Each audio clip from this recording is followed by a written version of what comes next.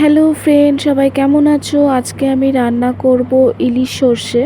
তো দেখো মাছটা কত বড়, তাই না? তো মাছটা আমার বর নিয়ে এসেছে ডায়মন্ড হারবার থেকে। তো দেখো মাছটা কেটে নেওয়া হলো। এবার মাছটাতে আমি একটু হলুদ লবণ মাখিয়ে নিলাম। আর কড়াইয়ে দেখো আমি তেল দিয়ে দিয়েছি, তেলটা গরম করার জন্য।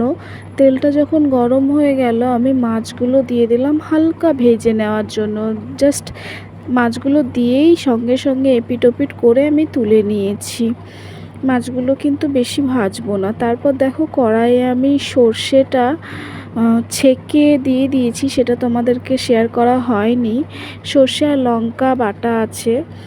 দেখো আমি হলুদ আর লবণটাও দিয়ে দিলাম পরিমাণ মতো, স্বাদ মতো।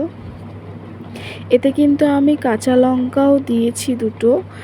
তো দেখো জলটা যখন ফুটে যাবে তারপরে আমি মাছগুলো দিয়ে দেব। খুব সিম্পল রান্না, কিন্তু খেতে খুব টেস্ট হয়েছিল।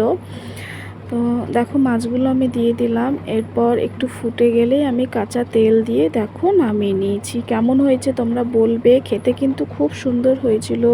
তো সবাইকে গুড নাইট, টাটা।